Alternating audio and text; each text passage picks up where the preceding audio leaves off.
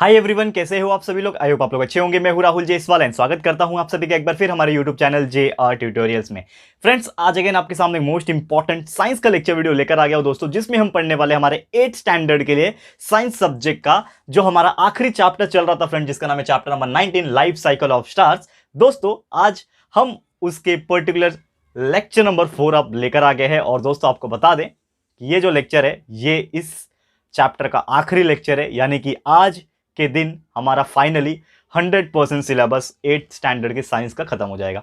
ठीक है दोस्तों, तो आज काफ़ी ज़्यादा एक तरीके से आप बोल सकते हो इमोशनल मूवमेंट है मेरे लिए। इमोशनल मूवमेंट इसलिए दोस्तों, कोई बड़ी बात तो नहीं है, लेकिन इमोशनल मूवमेंट मेरे लिए इस प्रकार ये है कि यार लॉकडाउन जब हुआ था स्टार्टिंग में, तो वो टाइम से हमने मेहनत किया और शुरुआत किया ये सोच के कि यार बच्चों के लिए कुछ करना है कि यार 7th 8th 9th 10th के बारे में कोई सोचता नहीं है। जनरली 10th के बारे में तो कुछ लोग सोच भी लेते हैं, लेकिन 7th 8th 9th के बारे में तो कोई नहीं सोचता, तो उनका क्या होगा।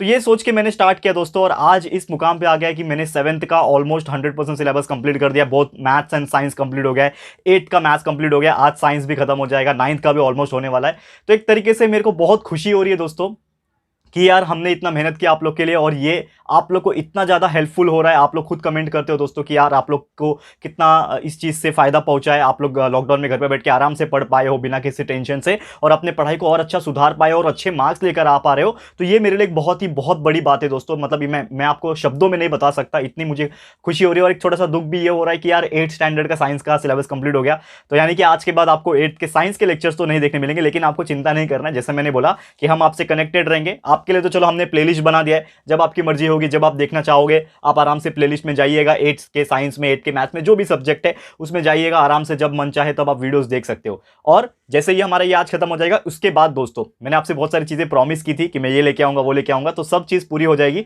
उसका टेंशन मत लेना। ठीक है, तो बस पहले पढ़ाई पे ध्यान दो, बाकी चीजें हम आपको लाते रहेंगे। ठीक है, तो थैंक यू सो मच, आपने इतना सपोर्ट किया। और आज आखिरी लेक्चर है, तो इसको भी चलो ध्यान से देख लेते हैं। तो आज का जो टॉपिक है दोस्तों, हमें जो पढ़ना है आखिरी लेक्चर का, वो है एंड स्टेजेस ऑफ स्टार। ठीक है, मैंने आपको बोला था प्रीवियस लेक्चर में, ठीक है, एंड स्टेजेस ऑफ स्टार, यानी कि स्टार जो होता है उसकी आखिरी जो स्टेज होती है। जैसे कि आपको पता होगा कि स्टार का इवोल्यूशन कैसे होता है, ये मैंने आपको प्रीवियस लेक्चर में बताया था कि कैसे स्टार का फॉर्मेशन होता है, कैसे उसका टेम्परेचर इंक्रीज होता है फिर डिक्रीज होता है, कैसे वो फॉर्मेशन करता है, जो क्लाउड्स बनते हैं इंटरस्टेलर क्लाउड्स, ये सभी चीज हमने डिस्कस किया है, करेक्ट है। लेकिन ये जो इसका एंड स्टेजेस है, यानी कि ये खत्म जब होने आता है, ठीक है ना, स्टार कैसे स्टार रह जाता है, उसका एंड स्टेजेस में क्या होता है, तो वो बेसिकली पढ़ना है। तो बेसिकली कितना होता है, 3 टाइप के स्टेज होते हैं, ठीक है ना। एंड स्टेज जो होते हैं वो 3 तरीके के होते हैं, और वो तीनों स्टेज आज मैं पढ़ाऊंगा, तो आपको ध्यान से देखना है तीनों स्टेज को। और जैसे ही तीनों स्टेज खत्म हो जाएगा तो हमारा चैप्टर खत्म हो जाएगा और पूरा 100% सिलेबस भी। तो चलिए शुरुआत करते हैं। सबसे पहला, अगर मैं एंड स्टेज की बात करूं, जो कि हमारे सबसे पहला जो स्टेज मैं मानता हूं। और एक और चीज है कि जितना ज्यादा हमने डिस्कस किया इसके पहले, तो एक चीज डिस्कस ये किया था कि जैसे जैसे हमारा जो स्टार्स होता है उसका फॉर्मेशन जब होता है, तो फॉर्मेशन होने के बाद क्या होता है, उसमें एक पर्टिकुलर चीज ऐसा आता है कि जैसे जैसे वो ग्रो करने लगता है, ठीक है ना, स्टार्स जो है वो थोड़ा बड़े होते हैं, यानी कि उसके अंदर क्या होता है, जो फोर्स होते हैं, जैसे मैंने आपको डायग्राम में भी बताया था, ठीक है ना। ये for example this is my earth, तो अर्थ नहीं, सॉरी माफ कीजिएगा मुझे, दिस इज माय स्टार, ठीक है। तो स्टार के अंदर क्या होता है, ग्रेविटेशनल फोर्स भी होता है जो उसको अंदर की तरफ खींचे रखता है, करेक्ट है, ये मैंने बताया था आप लोग को। और वही बाहर का क्या होता है, बाहर से उसको कोई फोर्स खींच रहा होता है, यानी कि जो हॉट एयर के गैसेस होते हैं वो उसको क्या करते हैं, बाहर की तरफ खींच रहे हैं, यहां से बाहर की तरफ खींच रहे हैं। बट ये दोनों क्या करते हैं, एक दूसरे को बैलेंस करते हैं। लेकिन ऐसा होता है कि जब टेम्परेचर वगैरह बढ़ने लगता है, तो हॉट एयर का गैस ज्यादा हो जाता है, तो वो स्टार जो है वो बड़ा होने लगता है। जब हॉट एयर गैस का प्रेशर कम हो जाता है, तो ग्रेविटेशनल फोर्स जो है उसको अंदर की तरफ खींचता है, तो हमारा जो स्टार्स है वो कॉन्ट्रैक्ट भी होता है। तो ये जो बेसिकली जो गैस प्रेशर जो होता है ना, कभी कभी क्या होता है, कांस्टेंट होता है, क्योंकि क्या हो जाता है, एक वक्त ऐसा आएगा कि स्टार को कांस्टेंट होना पड़ेगा, नहीं तो हमेशा वो बड़ा छोटा होता रहेगा, ऐसा तो होता नहीं है नॉर्मली स्टार्स में। तो एक वक्त ऐसा होता है कि सबसे पहले तो स्टार्स पहले बहुत कॉन्ट्रैक्ट हो गया because of the gravitational force, बहुत कॉन्ट्रैक्ट हो गया, एंड वापस से जब उसके अंदर बर्निंग ऑफ फ्यूल चालू हुआ, फ्यूल जलने लगा उसके अंदर, तो फिर से वो धीरे धीरे क्या हो गया, हॉट गैसेस का प्रेशर बढ़ने लगा, और जिसकी वजह से हमारा स्टार जो है बड़ा होते गया, बड़ा होते गया। जैसे ही वो बड़ा हो गया दोस्तों, तो एक वक्त ऐसा भी आएगा कि उसमें बहुत सारे और गैसेस भी आ जाएंगे, और वो जो गैस होंगे वो उसको क्या कर देंगे, कांस्टेंट कर देंगे, यानी कि जो भी प्रेशर लग रहा था वो प्रेशर क्या हो जाएगा, वहां पे कांस्टेंट आ जाएगा, यानी कि जो स्टार का कॉन्ट्रैक्ट होना या फिर एक्सपांशन हो वो बंद हो जाएगा परमानेंटली, वो एकदम ये हो जाएगा, स्टेबल हो जाएगा वहां पे जाके। एंड वो कंडीशन को हम लोग बोलते हैं कि स्टार जो है वो स्टेबल हो गया, उसका जो स्टेज है वो खत्म हो गया, वहां पे वो रुक जाता है, ठीक है। तो यही चीज जो होते हैं एंड स्टेज जिसको बोला जाता है, और कौन कौन से स्टेजेस होते हैं ये हम लोग डिस्कस करेंगे। तो पहला जो स्टेज है एंड स्टेज ऑफ स्टार का, जो सबसे पहला जो फेज जो हमें पढ़ना है दोस्तों, जिसमें स्टार का जो मास होता है, पहला स्टेज जो है एंड स्टेज, जिसमें स्टार का जो मास होता है is less then is less then, कितना होता है, लगभग सन का जो वजन होता है, ठीक है ना, स्टार का जो मास होता है वो लगभग होता है less than 8 times the mass of sun, यानी कि जो सन का मास है उससे कितना, 8 गुना कम उस चीज का मास होता है। किस चीज का, स्टार की मैं बात कर रहा हूं। तो ये पहला स्टेज है। वैसे वैसे हम लोग आगे बढ़ेंगे, सेकंड स्टेज आएगा तो शायद उसका मास बढ़ेगा, थर्ड स्टेज आएगा तो और मास बढ़ेगा, ठीक है। तो ये डिस्कस करना है, अभी इसका हमें कुछ जरूरत नहीं है फिलहाल में, तो इसको मैं फिलहाल में रफ कर रहा हूं, फिर जरूरत पड़ेगी तो बना लेंगे, कोई प्रॉब्लम नहीं है, ठीक है। तो ये हमारा हेडिंग है। सबसे पहला जो स्टेज है ये है star mass is less than 8 times the mass of sun, यानी कि जब हमारा कोई भी स्टार का जो वजन होगा वो लगभग 8 गुना कम होगा, यानी कि जो मास है स्टार का, मैं ध्यान से देखो ये चीज मैं लिखा रहा हूं, mass of star is less than 8 times mass of sun. समझ में आ रहा है, ये इसको हम लोग मैथमेटिकल इक्वेशन बोलते हैं, यानी कि जो वजन है मास स्टार का वो कम है, लेस देन का सिंबल है ना, कम है 8 गुना मास ऑफ सन से। ये चीज हमें याद रखना, ये पहला स्टेज। और इसमें होता क्या है कि जो स्टार होते हैं ना, ये ग्रुप के अंदर जो स्टार होते हैं ना, ये बहुत ज्यादा सबसे पहले तो एक्सपांशन में जाते हैं। क्यों एक्सपांशन में जाएंगे, जैसे मैंने बोला, जब उसके प्रेशर बढ़ने लगेंगे, गैसेस के जो अंदर गैसेस जो प्रेजेंट है उसके प्रेशर जब बढ़ने लगेंगे तो स्टार क्या हो जाता है, एक्सपांड करता है, क्योंकि टेम्परेचर जब बढ़ता है तो कोई भी चीज एक्सपांड ही करता है, ठीक है। तो ये जब एक्सपांशन में जाते हैं तो वो जो स्टार होता है उसका जो रेडियस होगा वो भी बढ़ेगा, क्योंकि जब साइज बढ़ रहा है स्टार का, जब साइज बढ़ रहा है तो उसका रेडियस भी बढ़ेगा, और इसका जो रेडियस होता है लगभग 100 से लेके 200 गुना बढ़ जाता है, यानी कि 100 से लेके 200 गुना टाइम्स जो है उसका साइज बढ़ जाता है। तो इमेजिन करो, लेट्स सपोज स्टार इतना छोटा सा है, इतना छोटा सा स्टार है, लेकिन जैसे जैसे क्या होता है वो उसका जो एक्सपांशन होते रहता है, यानी कि जब साइज बढ़ने लगता है तो उसका जो रेडियस होगा उसका साइज लगभग उससे 100 से 200 गुना ज्यादा बढ़ जाएगा। तो समझ लो कितना बड़ा हो जाता है, ठीक है। और यही स्टेज में क्या बोलते हैं, जो स्टार्स फॉर्मेशन होते हैं ना, यही स्टेज में जो स्टार का फॉर्मेशन होता है उसको बोला जाता है दोस्तों रेड जायंट स्टार। क्योंकि जैसे अभी मैंने बोला, क्या बोला कि 100 से 200 गुना बढ़ गया, तो समझ लो कि यार कोई स्टार अगर 100 से 200 गुना अपना साइज में बढ़ गया तो उसका जो साइज होगा वो क्या होगा, बहुत ही ह्यूज होगा, बहुत ही जायंट होगा। जायंट का मतलब क्या होता है, बहुत ही बड़ा। तो इसीलिए इसको रेड जायंट स्टार बोलते हैं। रेड क्यों बोलते हैं, because of the low temperature, वहां पे टेम्परेचर जो है वो इतना लो हो जाता है, लोअर टेम्परेचर की वजह से वो थोड़ा सा लाल जैसा दिखता है, रेडिश कलर का दिखता है, ये चीज ध्यान रखना। और जो साइज होता है ना रेड, ये जो जायंट स्टार का जो साइज होता है दोस्तों, ये बहुत ज्यादा बड़ा होता है as compare to the small star. यानी कि समझ लो कि एक बहुत बड़ा ये रेड कलर का जायंट स्टार होगा और उसके आसपास भी बहुत सारे ऐसे छोटे छोटे स्टार्स प्रेजेंट होंगे। इस प्रकार से ऐसे स्टार्स जो है वो प्रेजेंट होंगे। तो आप इमेजिन कर सकते हो कि this the red giant star is very big as compare to the other stars which are surrounding by itself, ठीक है। तो ये चीज आप बोल सकते हो। और अगर मैं बात करूं इसके इवोल्यूशन की बात में, जो इनर पार्ट होता है स्टार में, हो क्या रहा है कि जो अंदर का पार्ट हो रहा है वो क्या हो रहा है, सबसे पहले तो कॉन्ट्रैक्ट हो रहा था। क्यों कॉन्ट्रैक्ट हो रहा था, क्योंकि ग्रेविटेशनल फोर्स जो होगा वो जब ज्यादा हो जाता है तो वो कॉन्ट्रैक्ट करता है, स्टार जो है वो तो धीरे धीरे कॉन्ट्रैक्ट करते हैं। जैसे वो कॉन्ट्रैक्ट होता है तो उसके अंदर जो बच्चा को जब फ्यूल होता है वो बर्न करना जब शुरू होता है तो फिर से उसका एक्सपांशन होने लगता है। एंड जैसे उसका एक्सपांशन होगा तो उसका जो मास होगा स्टार का वो क्या हो जाता है, बड़ा होने लगता है, और साइज भी बड़ा होने लगता है। तो जितना ज्यादा यहाँ पे मास ज्यादा रहेगा उस पर्टिकुलर स्टार का, उस प्रकार क्या रहेगा, उसका जो प्रेशर होगा और उसके ऊपर जो टेम्परेचर होगा वो भी क्या होगा, इंक्रीज होगा। तो दोस्तों इसी के साथ हम लोग क्या बोल सकते हैं कि ये जो हमारा स्टार होगा, ठीक है, ये जो स्टार होता है हमारा, इसी के साथ हम लोग एक चीज बोल सकते हैं कि जो स्टार होंगे, जो जैसे जैसे बड़े होते गए तो उसमें एक वक्त ऐसा आएगा कि उसका जो टेम्परेचर था और जो प्रेशर था वो क्या हो जाएंगे, कांस्टेंट हो जाएंगे। जैसे मैंने अभी थोड़ी देर पहले आपको बोला कि एक वक्त ऐसा आता है कि वो जब एक्सपांड करते हैं तो और भी गैस उसके ऊपर एक्ट करते हैं और उसका स्टेबिलिटी ला देते हैं। उसके ऊपर क्या आ जाता है, स्टेबिलिटी आ जाता है, यानी कि टेम्परेचर और जो प्रेशर है वो कांस्टेंट हो जाता है। एंड जैसे ही वो कांस्टेंट हो जाता है धीरे धीरे क्या हो जाता है, उसका जो साइज है वो फिर से क्या हो जाता है, डिक्रीज होने लगता है, कांस्टेंट हो जाता है। और उसके हिसाब से क्या बोलते हैं, धीरे धीरे वो क्या हो जाता है, वो बहुत ही ज्यादा छोटा हो जाता है। एंड जैसे ही वो छोटा हो जाएगा उसका टेम्परेचर भी कूल डाउन हो जाता है, तो धीरे धीरे वो किस में कन्वर्ट हो जाता है, लगभग एक व्हाइट ड्वार्फ स्टार में कन्वर्ट हो जाता है। यानी कि आप व्हाइट कलर का एक छोटा सा स्टार आपको नजर आएगा, छोटा सा स्टार, वो भी व्हाइट कलर का। तो इसीलिए इसको व्हाइट ड्वार्फ स्टार के नाम से जाना जाता है। ये चीज आपको ध्यान में रखना है। तो ये था हमारा सबसे पहला स्टेप, कौन सा, ये वाला, दैट इज अगर हमारे स्टार का जो वजन होगा वो लगभग सन के वजन से 8 गुना कम होगा तो इस प्रकार ये चीज परफॉर्म करता है, ठीक है ना। क्योंकि इसमें इलेक्ट्रॉन्स भी जो होते हैं ना, वो क्या होता है, उसमें कोई टेम्परेचर डिपेंडेंट नहीं रहता है, उसमें जो इलेक्ट्रॉन्स घूमते रहते हैं, क्योंकि ऑब्वियसली जो इलेक्ट्रॉन्स होंगे उसके अंदर वो कोई टेम्परेचर डिपेंडेंट नहीं है। तो ये स्टेट में क्या होता है, जो स्टार है वो क्या हो जाता है, लगभग व्हाइट कलर का दिखने लगता है, क्योंकि उसके ऊपर कोई भी टेम्परेचर काम नहीं कर रहा है, तो व्हाइट कलर का दिखने लगता है, उसका साइज छोटा हो जाता है, इसीलिए वो व्हाइट कलर का ड्वार्फ दिखता है, ठीक है। एंड इसके वजह से क्या होता है, इसके बाद जो टेम्परेचर होता है वो बहुत ज्यादा डिक्रीज होते रहता है, उसका जो साइज है वो भी क्या हो जाता है, काफी ज्यादा डिक्रीज होने लगता है, जो कि आपको दिखाई भी देता है, व्हाइट कलर का स्टार, ठीक है, छोटा सा ड्वार्फ स्टार। तो इसी प्रकार से होता है। क्लियर है, समझ में आ गया। चलते हैं अगले स्टेज के ऊपर। ये था पहला स्टेज, ये था हमारा पहला स्टेज जो हमने देखा। उम्मीद करता हूं कि एटलीस्ट आपको समझ में तो आ गया होगा किस प्रकार होता है। अगला स्टेज की बात करेंगे तो इसमें क्या होता है, अगर मैं सेकंड स्टेज की बात करूं, एंड स्टेज ही चल रहा है अभी, है ना, ठीक है ना, समझ में आ रहा है दोस्तों, एंड स्टेज ही चल रहा है अभी, मैं सेकंड स्टेज की बात करूंगा। और इसमें जो स्टार का जो मास होता है लगभग होता है 8 से लेके, ठीक है ना, यहाँ पे अभी चेंज हो जाएगा ना, अभी सेकंड वाला लिखा रहा हूं मैं, ठीक है, अभी सेकंड वाला लिखा रहा हूं, तो यहां पे मैं चेंज कर रहा हूं कि जो स्टार मास जो होता है वो लगभग कितना होता है, 8 से लेके 25 टाइम्स के बीच में होता है, ठीक है, 8 to 25 टाइम्स, ठीक है, 8 से लेके 25 टाइम्स जो होता है वो होता है times two the mass of sun, mass of sun, यानी कि सन से वो 8 से 25 गुना के बीच में जो टाइम्स होगा, गुना होगा, वो हो सकता है, ठीक है। तो ये सेकंड वाला है, तो इसको हम लोग देखते हैं। सबसे पहले इसको मैं करेक्ट करता हूं, अभी मैं हटाता हूं इसको मैं, सबसे पहले देखो ध्यान से, देखो ये सब चीज थोड़ा सा क्रिटिकल है, थोड़ा सा आपको ध्यान लगाना पड़ेगा, तभी आपको थोड़ा समझ में आएगा, ठीक है ना। ये सब चीज किसी थोड़ा सा अलग होता है, ये आपका नॉर्मल साइंस नहीं है, ये आपका एकदम अलग ही लेवल का साइंस है, ठीक है। तो थोड़ा सा आपको थोड़ा सा ध्यान लगाओगे तो आपको ईच एंड एवरीथिंग समझ में आ जाएगा, ठीक है। अब ये चीज चेंज हो जाएगा हमारा, जैसे मैंने बोला कि मैंने क्या बोला कि इस बार जो हम मास ले रहे हैं स्टार का, मतलब हम नहीं ले रहे, जो सेकंड स्टेज में प्रिडिक्ट किया हुआ है कि जो स्टार का जो मास होगा वो लगभग 8 से लेके 25 गुना ज्यादा होगा, ठीक है। यानी कि एक इन शॉर्ट हम लोग क्या बोल सकते हैं कि जो हमारा मास होगा स्टार का, ठीक है ना, मास ऑफ स्टार जो होगा दोस्तों, वो क्या होगा, लगभग बीच में आएगा, कहां से कहां के बीच में आएगा, 8 से लेके 25 गुना, यानी कि इन शॉर्ट ये मास ऑफ सन की अगर मैं बात करूं तो ये 8 गुना, अगर मैं बात करूं mass of sun is less than mass of star is less than 25 गुना मास ऑफ सन। इसका मतलब क्या हुआ, देखो इसको समझो, इसको समझो, ये जो चीज मैंने लिखा हुआ है इसको समझो,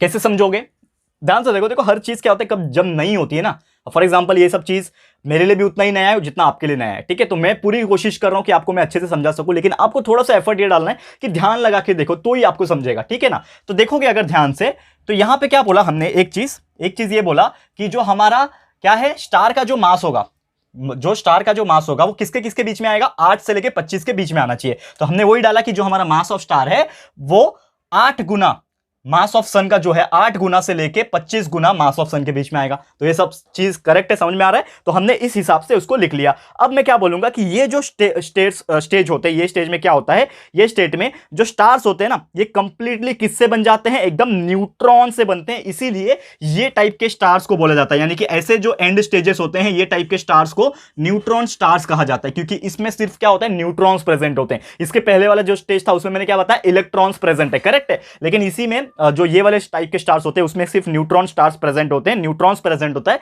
that's why it is called as the neutron stars, ठीक है।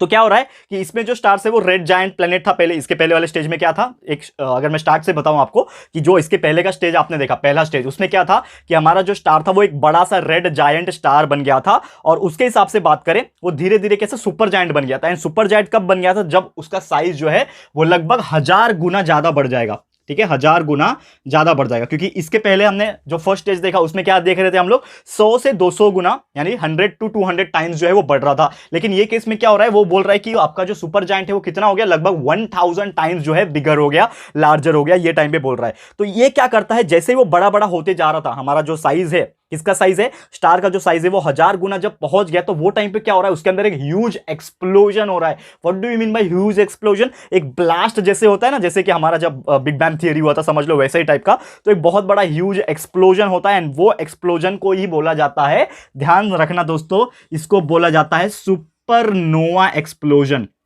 क्या बोलते हैं दोस्तों, सुपरनोवा एक्सप्लोजन। ये आपके फिल इन द ब्लैंक्स वगैरह में शायद पूछ सकता है, तो ये ध्यान में रखना। जैसे मैंने बोला कि हमारा जो स्टार है वो 1000 गुना टाइम बढ़ गया, तो जब इतना गुना टाइम बढ़ जाएगा तो उसके ऊपर क्या हो जाएगा, एक्सपांशन इतना हो जाएगा कि वो एक्सप्लोड कर देगा, एक्सप्लोजन हो जाएगा। और वो एक टाइप के एक्सप्लोजन को हम लोग सुपरनोवा एक्सप्लोजन भी कहते हैं, जिसके वजह से क्या होता है, बहुत ज्यादा पावरफुल एनर्जी भी जो है वो निकलती है और वो पूरे स्टार्स में फैल जाती है, ठीक है। और ये जो सेंट्रल पोजीशन होता है, कहीं ना कहीं जब एक्सप्लोजन होगा तो उसके ऊपर जो भी गैसेस होंगे, जो एनर्जी होगी, वो रिलीज हो जाएंगी, कहीं ना कहीं रिलीज हो जाएगी, लेकिन एक सेंट्रल पार्ट तो बचेगा। तो उसका जो सेंट्रल पार्ट जो होता है वो कहीं ना कहीं पीछे छूट जाता है, एंड धीरे धीरे क्या करता है, उसका जो साइज है वो क्या हो जाता है, कॉन्ट्रैक्ट होने लगता है। और वो इतना छोटा हो जाता है, कॉन्ट्रैक्ट होकर इतना ज्यादा छोटा, स्मॉल हो जाता है कि उसका साइज सिर्फ 10 किलोमीटर के आसपास ही बच जाता है। समझ में आ रहा है मैं क्या बोल रहा हूं, कि उसका साइज इतना छोटा हो जाता है, कॉन्ट्रैक्ट होके इतना कॉन्ट्रैक्ट हो जाता है कि उसका साइज सिर्फ 10 किलोमीटर तक रह जाता है। 10 किलोमीटर कितना होता है, जैसे कि आपका कोई शहर होगा, आप जो भी शहर में रहते हो सिर्फ 10 किलोमीटर का ही होगा ना, ज्यादा से ज्यादा, ठीक है। तो आप सोच सकते हो सिर्फ उतना उसका साइज रह जाता है। और इस केस में क्या होता है जो भी वो साइज बच गया उस केस में क्या है, सिर्फ और सिर्फ न्यूट्रॉन्स प्रेजेंट है, दैट्स व्हाई उस स्टार को हम लोग न्यूट्रॉन स्टार्स बोलते हैं। करेक्ट है, ये आपको ध्यान में रखना है। और जो प्रेशर होता है ना, ये स्टार्स का जो न्यूट्रॉन का जो प्रेशर होता है, इसके ऊपर कोई भी टेम्परेचर एक्ट नहीं करता है, प्रेशर की वजह से टेम्परेचर के ऊपर वो डिपेंडेंट नहीं रहता है, इसीलिए उसका जो ग्रेविटेशनल फोर्स जो है दोस्तों यहां पे क्या हो जाता है, बैलेंस कर पाता है। ठीक है, और ये न्यूट्रॉन स्टार जो है ये फॉर्मेशन है एंड स्टेज का, यानी कि पहले स्टेज में हम लोग क्या बना पा रहे थे, जो पहला जो स्टेज था, ठीक है, इसमें क्या बन रहा था, एंड स्टेज में क्या बन रहा था, पहले स्टेज में आपको याद रखना है क्या बन रहा था, व्हाइट ड्वार्फ स्टार बन रहा था। ठीक है ना, व्हाइट ड्वार्फ स्टार बन रहा था पहले स्टेज में, पहला जो स्टेज था, फर्स्ट स्टेज में क्या बन रहा था, जो हमारा स्टार है वो खत्म जब हो रहा था, एंड स्टेज में आया तो क्या बन रहा था, वो व्हाइट ड्वार्फ स्टार बन रहा था। ये हमारा सेकंड स्टेज है, तो सेकंड स्टेज में क्या बना दोस्तों, क्या बना, एक स्मॉल स्टार बना, लेकिन क्या बना, न्यूट्रॉन स्टार बना। तो ये आपको ध्यान में रखना है। ठीक है, तो सेकंड स्टेज में वो क्या बन रहा है, न्यूट्रॉन स्टार बन रहा है। अब चलेंगे हमारे तीसरा स्टेज, जो कि third and most important stage माना जाता है एंड स्टेज में स्टार्स का जो होता है उसमें क्या होता है, तो इसको भी देखेंगे ध्यान से, लेकिन हमें अगेन इस चीज को रफ करना पड़ेगा। तो देखते हैं हमारा थर्ड स्टेज क्या है। उम्मीद कर रहा हूं दोस्तों ये बहुत इंपॉर्टेंटली मैं करा रहा हूं, और जो जो इंपॉर्टेंट चीजें वो लिखा भी रहा हूं, इसको आप लोग नोटबुक में नोट डाउन भी कर सकते हो, बहुत ही अच्छे से आपको समझ में भी आएगा। ठीक है, चलिए शुरुआत कर लेते हैं तीसरे की भी। ठीक है, सॉरी थर्ड चल रहा है ना, ठीक है, इसको मैं मिटा देता हूं, फिर से लिखूंगा, कोई बात नहीं, फिर से लिख लूंगा मैं। ठीक है, आप बस बने रहिए हमारे साथ, हर चीज आपको क्लियर हो जाएगा। और आखिरी लेक्चर है यार, थोड़ा सा तो सपोर्ट कर दो। ठीक है, जरूर से करोगे यार, आप लोग इतने प्यारे स्टूडेंट हो यार, अब तक सपोर्ट करते आए हो, आगे भी करोगे दोस्तों, इतना मुझे विश्वास है आप लोग के ऊपर, इतना फैमिली जैसा आपके साथ मुझे फील हो गया है दोस्तों। ठीक है, चलो तीसरा कर लेते हैं। तीसरा स्टेज क्या हो सकता है, थर्ड स्टेज की अगर मैं बात करूं, इसमें जो मास रहेगा, सबसे इंपॉर्टेंट चीज वही है ना, कि जो हमारा एंड स्टेज जो है तीसरा है, इसमें जो मास ऑफ स्टार जो रहेगा, मास ऑफ स्टार इस कितना गुना ज्यादा रहेगा, इसमें बोला है कि आपका जो स्टार का जो वास निकल रहा है, मास। ठीक है, मास ऑफ स्टार जो रहेगा वो कितना रहेगा, 25 टाइम्स बिगर रहेगा, 25 टाइम्स बिगर रहेगा। अगेन याद रखने वाली बात, पहले स्टेज में क्या था, 8 गुना कम, यानी सन के वजन से 8 गुना कम जो रहेगा वो वजन रहेगा किसका, स्टार का। दूसरे स्टेज में देखा 8 से लेके 25 के बीच में, और तीसरा जो है 25 से बड़ा, यानी 25 टाइम्स बिगर, या फिर आप बोल सकते हो 25 टाइम्स मोर देन किससे, mass of sun, bigger than mass of sun. इस प्रकार उसका क्या रहेगा, वजन रहेगा, मास रहेगा। ठीक है, ये इतना समझ में आ गया। तो हम लोग इन शॉर्ट मैथमेटिकल वे में हम लोग कैसे लिख सकते हैं कि जो मेरा मास ऑफ स्टार है वो कितना बड़ा है, लगभग, ठीक है, इसको बोलते हैं ग्रेटर देन, तो कितना बड़ा है, 25 टाइम मास ऑफ सन, यानी कि इसको ऐसा लिखेंगे, मास ऑफ सन इतना बड़ा है। समझ में आ रहा है दोस्तों, ये चीज इतना समझ में आया, ये इसका स्टेटमेंट हो गया। समझा कि ये स्टेज में, जो तीसरे स्टेज में क्या होता है, जब वो एंड स्टेज में पहुंचता है तीसरे स्टेज में, तो क्या हो रहा है यहां पे कि जो स्टार का वजन हो गया है वो इतना बड़ा हो गया, इतना ह्यूज हो गया है कि वो जो है 25 गुना ज्यादा सन से भारी हो गया। तो सोचो यार, इमेजिन करो, हम तो यही सोचते हैं इस दुनिया में सबसे भारी और सबसे बड़ा कौन होगा, सन होगा, लेकिन सोचो ऐसे भी स्टार्स होंगे थर्ड स्टेज में, एंड स्टेज में, जो 25 गुना ज्यादा बड़े हैं, और उसका वजन है सन के हेल्प से। ठीक है, तो ये जो स्टार्स है, it evolve like the stars in the second group. जैसे हमारा सेकंड ग्रुप में बना, उसमें क्या बना, सुपरनोवा एक्सप्लोजन जब हुआ, तो सुपरनोवा एक्सप्लोजन जब हुआ तो उसमें कोई भी प्रेशर ऐसा कैपेबल नहीं था जो इतने बड़े ह्यूज ग्रेविटेशनल फोर्स को बैलेंस कर सके। क्योंकि देखो, दो ही चीज तो हो रही है ना यहाँ पे, एक ग्रेविटेशनल फोर्स है जो अंदर की तरफ खींच रहा है, और दूसरा जो फोर्स है हमारा प्रेशर का फोर्स है जो बाहर की तरफ खींच रहा है। लेकिन जैसे सुपरनोवा एक्सप्लोजन हुआ तो ग्रेविटेशनल फोर्स इतना ज्यादा हो गया कि कोई भी उसको प्रेशर जो है वो कंट्रोल नहीं कर पा रहा था, कोई भी बाहर का प्रेशर, हॉट गैस का प्रेशर उसको रोक नहीं पा रहा था, बैलेंस नहीं कर पा रहा था, जिसके वजह से जब ग्रेविटेशनल फोर्स का जो वैल्यू होगा, ग्रेविटेशनल फोर्स का जो मैग्नीट्यूड जो है वो इतना ज्यादा हो गया कि ऑब्वियसली जब कोई भी प्रेशर उसको बैलेंस नहीं कर पा रहा है, तो ग्रेविटेशनल फोर्स की वजह से स्टार क्या हो जाएंगे, धीरे धीरे धीरे धीरे करके क्या हो जाने लगेंगे, स्मॉलर होने लगेंगे, बहुत ज्यादा छोटे होने लगेंगे, because of the gravitational force.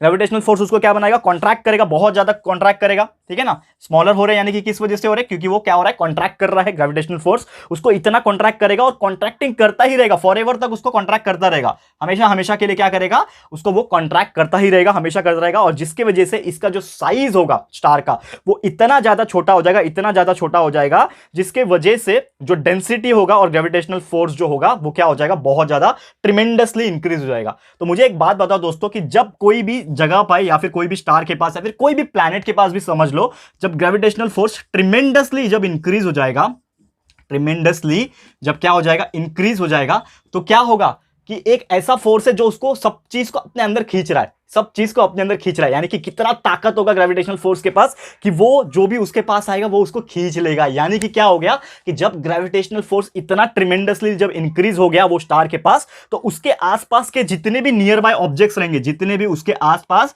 Near by objects रहेंगे, यानी कि आसपास कुछ भी ऑब्जेक्ट्स हो सकते हैं, एस्ट्रॉइड हो सकता है, कुछ भी हो सकता है, दूसरे स्टार्स हो सकते हैं, वो क्या करेगा, उस चीज को अपनी तरफ क्या कर लेगा, अट्रैक्ट कर लेगा। क्यों अट्रैक्ट कर पाएगा, इसका जवाब मुझे दो दोस्तों। क्यों अट्रैक्ट कर पाएगा? जैसे मैंने बोला कि ग्रेविटेशनल फोर्स जो जीएफ है, जीएफ यानी ग्रेविटेशनल फोर्स जो है वो ट्रिमेंडसली इंक्रीज होगा। तो एक ऐसा जगह है जहां पे बहुत ज्यादा ग्रेविटेशनल फोर्स है, तो वो हर जगह से अपने जो उसके आसपास की चीजें जो घूम रही है, उसके आसपास जो भी चीज प्रेजेंट है उसको अपनी तरफ खींच रहा है। क्यों? क्योंकि इतना ताकत है उसके पास, ग्रेविटेशनल फोर्स के पास, कि वो सब चीज को अपने अंदर खींच लेगा। और जो चीज, जब ये समझ लो ये स्टार था हमारा, ठीक है ना, ये स्टार था, तो ये हर चीज को क्या कर रहा है, अपनी तरफ खींचे जा रहा है, खींचे जा रहा है।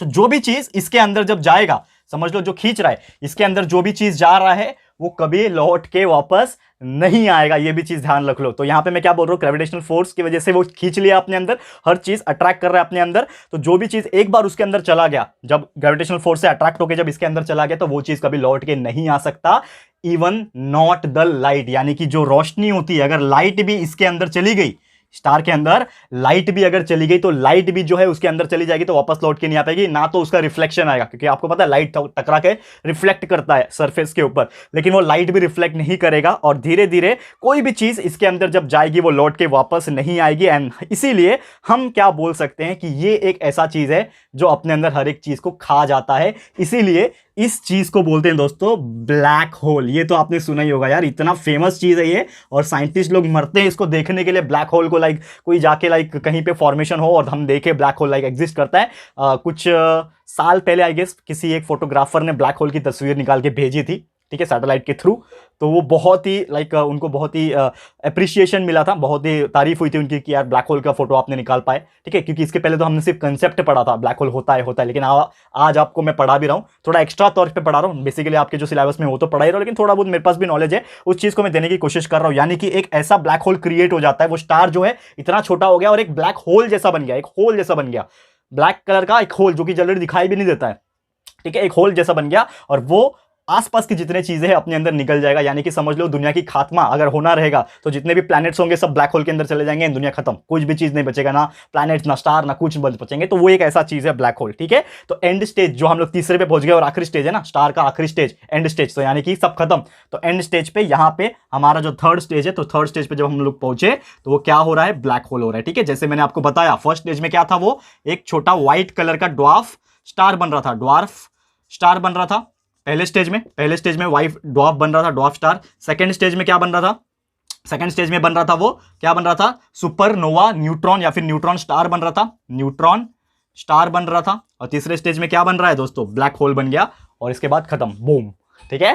तो उम्मीद करता हूं कि ये चीज आपको समझ में आ गया होगा दोस्तों। तो यही था हमारा तीनों स्टेज, ठीक है। तो ये आपको बस ध्यान में रखना है और याद रखना है, जो कि मुझे लगता है ये चीज बहुत इंपॉर्टेंट है जो आज मैंने आपको कराई है। ये सबसे इंपॉर्टेंट थिंग है याद रखने के लिए भी, और आपके लाइक फ्यूचर इंटरेस्ट के लिए भी। क्योंकि देखो क्या होता है ना, हम पढ़ाई तो करते हैं यार जस्ट पास होने के लिए, लेकिन यार इसको इंटरेस्ट तो बनाओ, कुछ कुछ चीजें यार उसको इंटरेस्ट के तौर पे पढ़ो यार। अभी समझ लो मैंने इतनी सारी चीजें आपको बताई, हो सकता है बहुत सारी चीज इसके अलावा भी प्रेजेंट हो यार, बहुत सारी चीजें ना इंटरनेट से ढूंढ लो यार, इतनी सारी चीजें आपको मिल जाएगी। अगर आपको इंटरेस्ट दिखाना है तो ढूंढो यार जाके, मजा आएगा यार। यही तो साइंस है।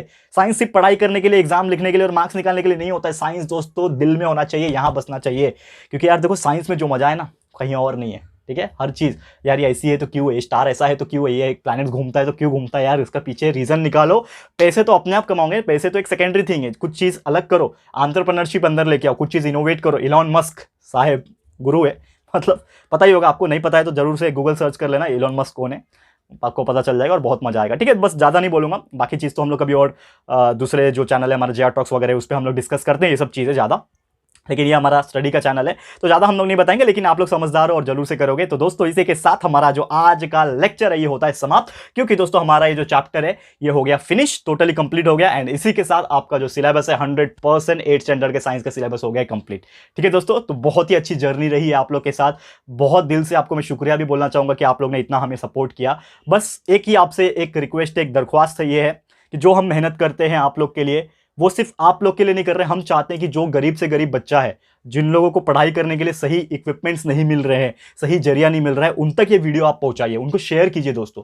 ज़्यादा से ज़्यादा अपने सारे फ्रेंड्स, रिलेटिव, फैमिली मेंबर जितने लोग हैं आपके कॉन्टैक्ट में, उनको शेयर करो। इनडायरेक्टली उनको बोलो आगे शेयर करें, क्योंकि ये जब चेन जब बनेगा, आपको पता है ट्रिमेंडस जो पावर होती है जो चेन की, वो इस प्रकार होती है कि कुछ ही समय के अंदर जो है वो लोगों जो नीड में होते हैं, जो स्टूडेंट्स नीड में हो, जो लिटरली कुछ करना चाहते हैं, पढ़ना चाहते हैं और कुछ एक्स्ट्रा नॉलेज जो भी देता है वो भी गेन करना चाहते हैं, तो वहां तक वो पहुंचेगा। ठीक है, जितना नॉलेज शेयर करोगे उतना ज़्यादा होता है। कभी भी नॉलेज शेयर नहीं करोगे तो ऐसा कम नहीं होता है आपका, ये चीज़ ध्यान में रखना। कुछ लोग होते हैं बोया मैं क्यों शेयर करूँ, ठीक है ना, ऐसा वो बिल्कुल नहीं करना दोस्तों। ये आप लोग के लिए भी रिक्वेस्ट एक तरीके से बोलूंगा, क्योंकि मेरा मानना ये है दोस्तों, जितना बांटोगे उतना ज्ञान जो है बढ़ता है। ठीक है, मैं भी तो बांट ही रहा हूँ ना दोस्तों। ठीक है, तो इसी के साथ दोस्तों आज का लेक्चर समाप्त है। जल्द लेकर आऊंगा कुछ और आपके लिए। अभी तो आपका ये सिलेबस कंप्लीट हो गया 100%, यानी कि अभी 8 स्टैंडर्ड का लेक्चर वीडियोस तो नहीं आएंगे, साइंस का खत्म हो गया, बट आपके लिए बहुत सारी चीज लेके आऊंगा। क्वेश्चन बैंक से इंपॉर्टेंट क्वेश्चंस के हो गए, या फिर एक्सपेरिमेंट सीरीज जैसे मैंने बोला स्टार्ट हो जाएगा। ठीक है, तो और भी ऐसे बहुत सारी चीजें, मैथ्स ट्रिक्स वगैरह के वीडियोस तो आ ही रहे, धीरे धीरे वो भी और आते रहेंगे। तो बस इसी के साथ आपको मैं बोलना चाहूंगा, और जल्दी बहुत सारी चीज आएंगे, तो बस उसके लिए प्रिपेयर रहना और अच्छे से पढ़ाई करते रहना। जो भी हमारा वीडियो से प्लेलिस्ट में अवेलेबल है, अच्छे से पढ़ाई करते रहो। जो भी चैप्टर चाहिए आराम से देखो, चाहे मैथ्स हो, साइंस हो, कोई भी स्टैंडर्ड के हो, हर एक बच्चे को शेयर कर सकते हो। आप लोग बता सकते हो कि ऐसा ऐसा चीजें सर ने बोली है, तो आप लोग उसको शेयर कर सकते हो। ठीक है, तो इसी के साथ दोस्तों आज के लिए इतना ही। ये वीडियो आपको कैसा लगा, यानी चैप्टर आपको कैसा लगा, प्लीज हमें कमेंट करके बताइएगा, अपनी राय और सजेशन जरूर से दीजिएगा। और अगर आपको ये वीडियो पसंद आया, यूजफुल लगा है फ्रेंड्स, तो प्लीज वीडियो को लाइक कीजिएगा एंड शेयर कीजिएगा। चैनल पे न्यू हो, अभी तक चैनल को सब्सक्राइब नहीं किया है, तो फटाफट से हमारे चैनल को सब्सक्राइब कर देना, साथ में बेल आइकन को हिट कर देना दोस्तों, ताकि जब भी हम लोग कोई वीडियोस को अपलोड करेंगे आप लोग को नोटिफिकेशन मिलती रहेगी। ठीक है फ्रेंड्स, तो मिलते हैं हमारे अगले वीडियो में। ये वीडियो देखने के लिए thank you and good bye.